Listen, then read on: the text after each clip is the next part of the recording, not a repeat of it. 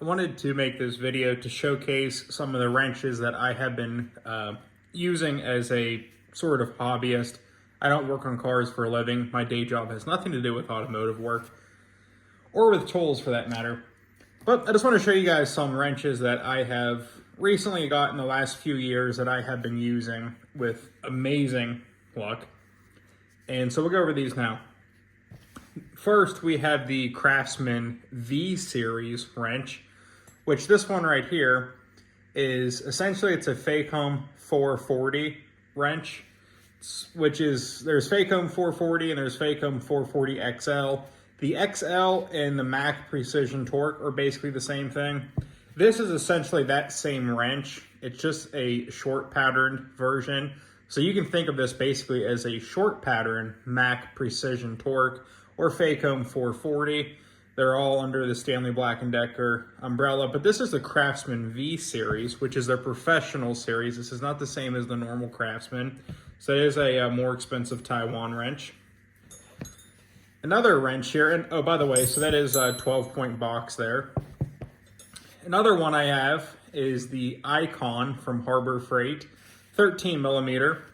I purchased this back when that video where people were going nuts on the internet a few months back about the nylon nut test with Snap-on versus Icon. That's not why I purchased that, but I was gonna buy it anyways at the time, and that was what finally made me want to get it. However, I did not get the one with the anti-slip teeth on the open end because of the two wrenches below. For that, I opted to have a smooth end so that I had two good wrenches here, meaning the Craftsman V Series and the Icon, of smooth open ends without any of the anti-slip feature so that it doesn't mar up any fasteners. The next one, and I am extremely impressed with these. These are the USAG 285X. I got these from Mr. Worker. It's an Italian website. These are made in Taiwan, but they shipped to me from Italy from Mr. Worker. And if you are not familiar, the USAG 285X is literally identical to a Mac RBRT. This is literally a Mac RBRT wrench, just branded for the European market under the USAG 285X. The exact same thing is sold here in America, labeled Mac RBRT, and it is about twice to 2.5 times the cost.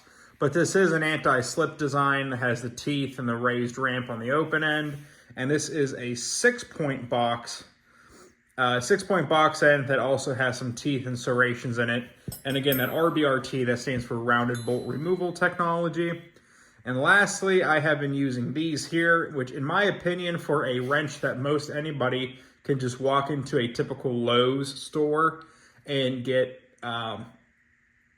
the Overdrive wrench. This is the Craftsman Overdrive. I think this is, as far as what's available in stores, you can't get the USAG in stores here in America. I think this is one of the most underrated wrenches. This is also a Stanley Black & Decker product. Has the anti-slip teeth on the open end, 6-point box end. And if you notice, it's pretty similar here to the USAG 285X. That's because these are both under Stanley Black & Decker's, RBRT style wrench. The USAG 285X is a full RBRT design.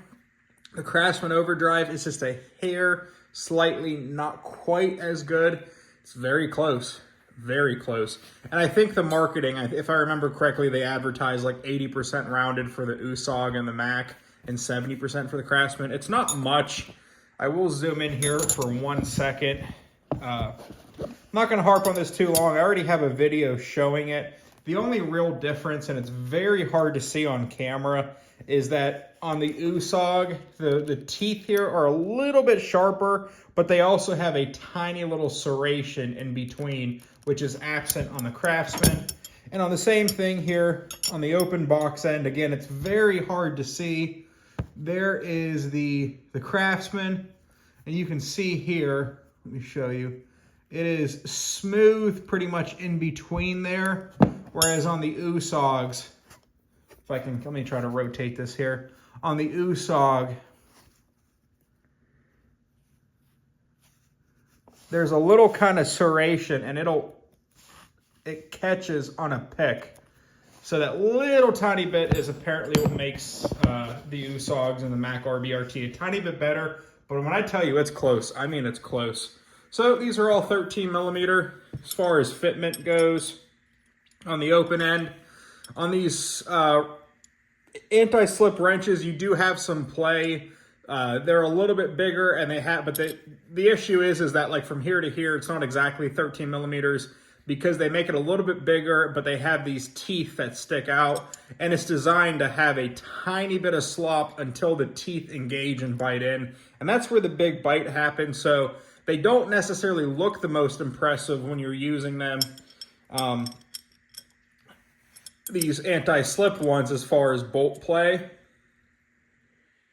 Except, yeah, on the USAG, it's pretty tight there. There's a little bit of wiggle, but again, that's there because of the design of these, not because of the quality, because once you actually apply the pressure to it and start pushing into it, once these teeth bite in, they're tight.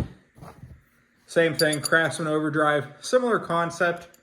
You have a little bit more play with the Craftsman, but again, you know, if this was tightened down in a vise, once you start to apply the force, it really bites in there. Same thing. It's not that it's low tolerances. It's just that they have it a little bit looser, so you have the teeth to bite in. The Icon, a little bit loose on the open end on the Icon wrench here, and then on the 12-point box, a little bit again until you kind of get it to bite in there. Then the Craftsman V Series, in my opinion, a little bit snugger there than the Icon. In my opinion, working on stuff, I've noticed these V Series tend to be a pretty snug fitting wrench most of the time, especially the open end. Not quite as much on the box end, but especially the open end. So yeah, these are some products I recommend to somebody who does this for a hobby. Craftsman V Series, USAG 285X, Craftsman Overdrive, and then just your plain typical Icon. Can't beat them for the price.